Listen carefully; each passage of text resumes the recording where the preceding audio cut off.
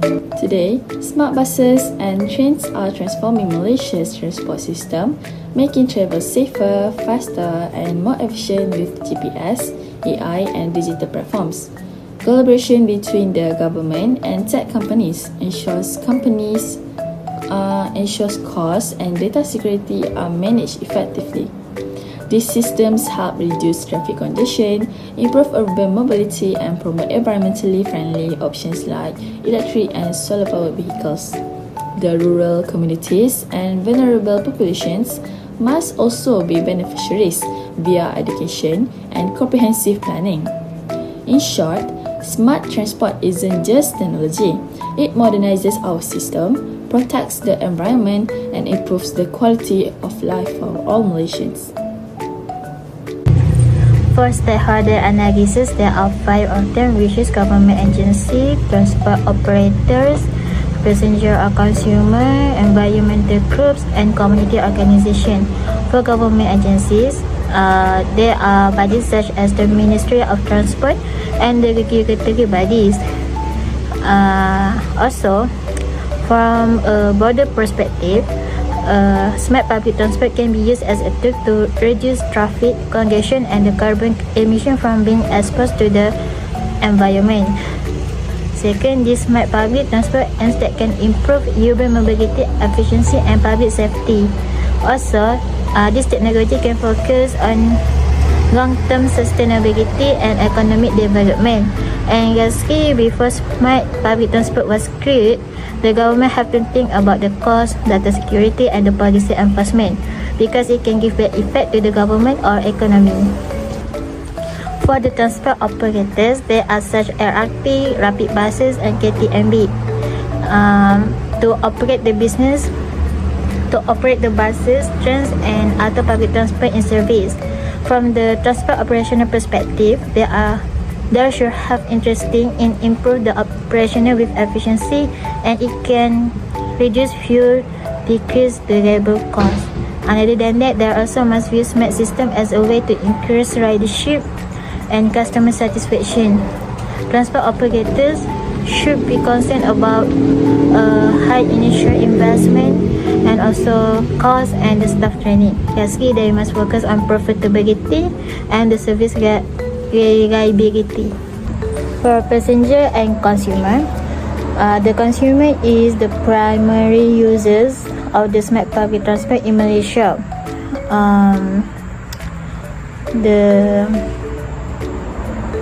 From consumer perspective, they expect that smart public transport should be included reliable, affordable and safe transport service.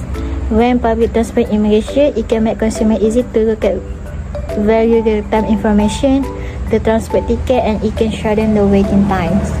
So, smart public transport also have to concern about the consumer data privacy, fare increase and the accessibility for either people or disabled users. Lastly, the convenience and seamless connectivity between transport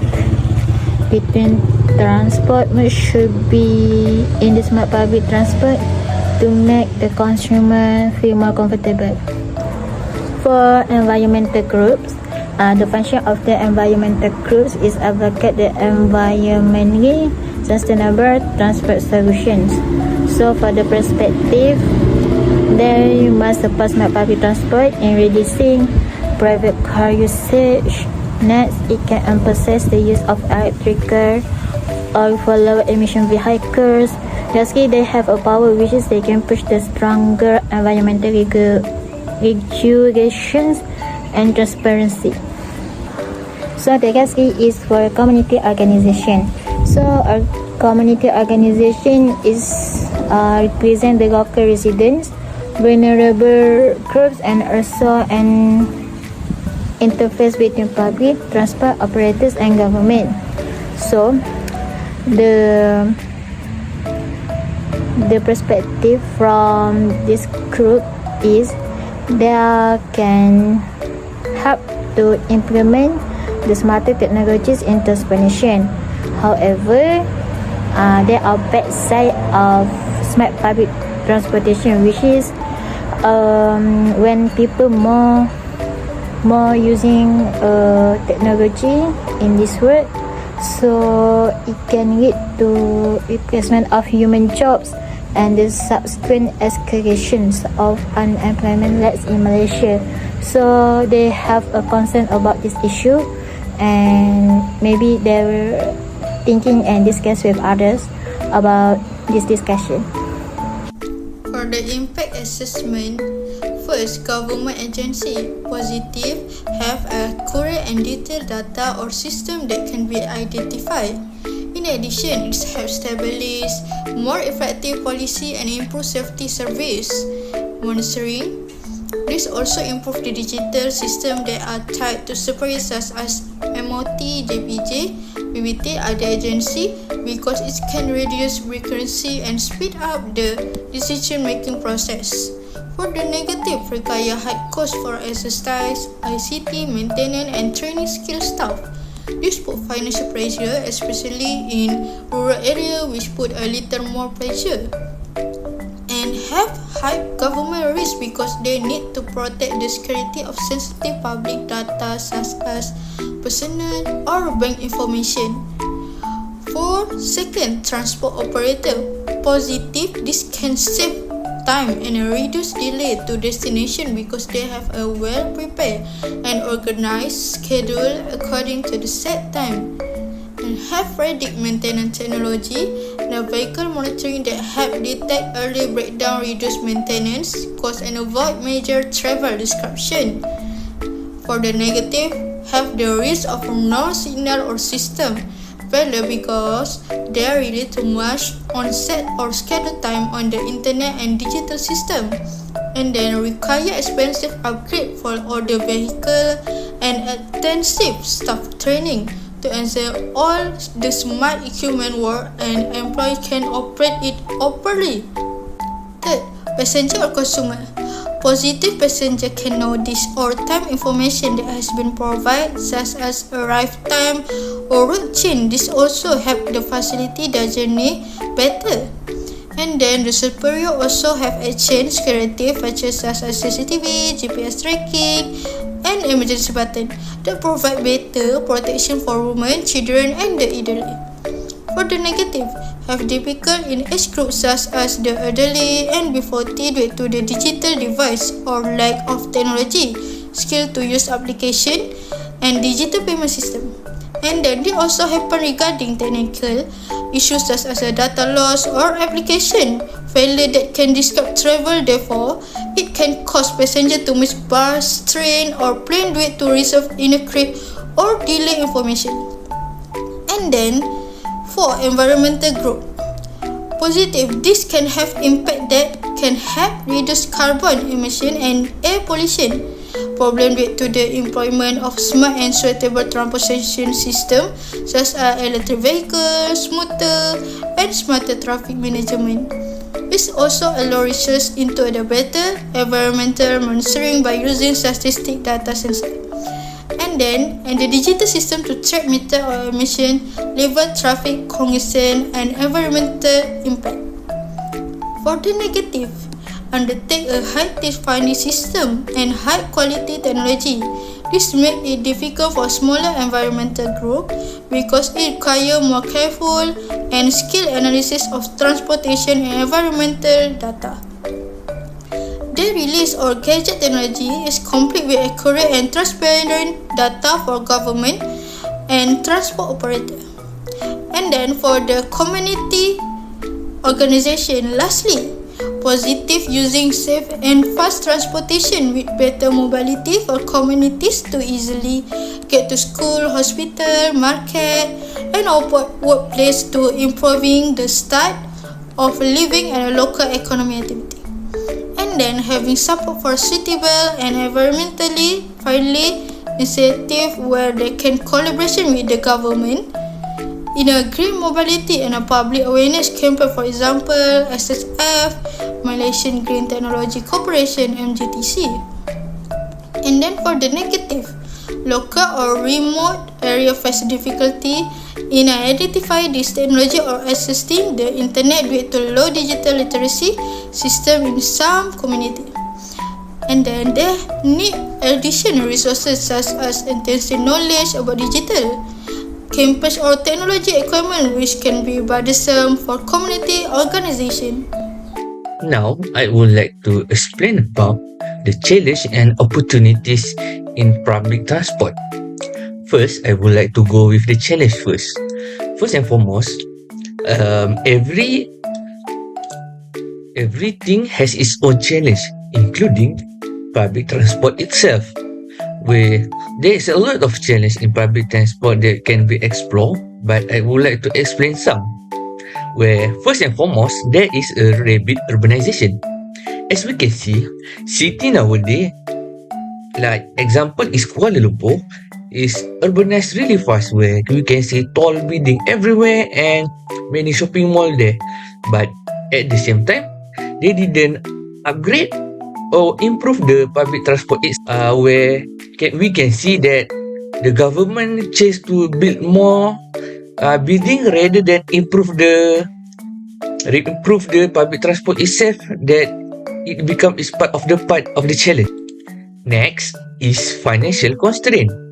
Even though if they don't chase the rapid urbanization, they also have some problem, which is financial constraint, where some public transport have a lot of budget that need to be used to upgrade. Like for example, as we can see on MRT and LRT, where some of the track is old since it be used for a long, and usually those track when need to be changed, they cost a lot.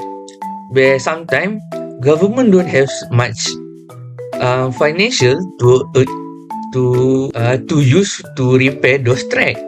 Next, also bus station also can be seen in wreck or destroyed condition, where at rural area bus station sometimes most of them is broken with facility and a lot of problem there, where it's not a good thing.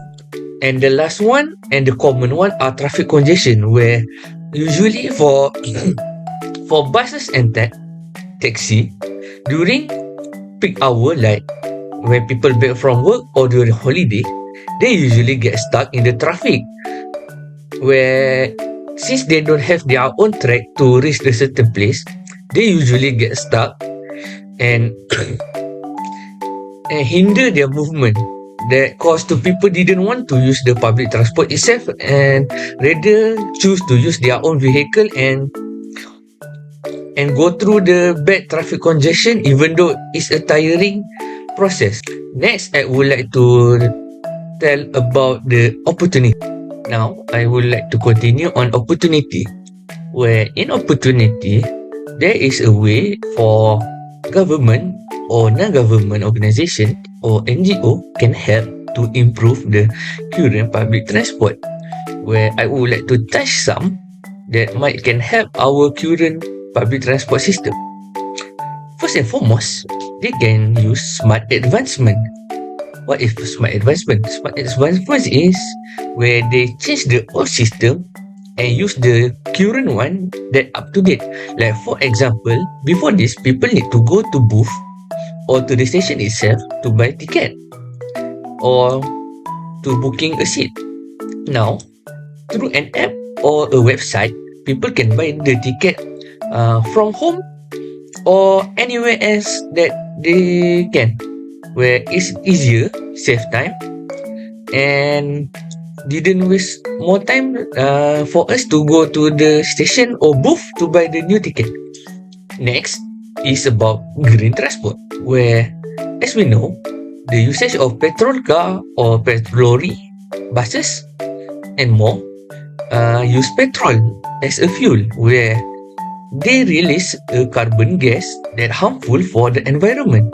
So if they want to slowly less the effect on the environment, they can introduce green transport, where green transport is the usage of the green car, where green car is like the car that use solar power or electric power, or the better one, hybrid, where they use both fuel and rechargeable.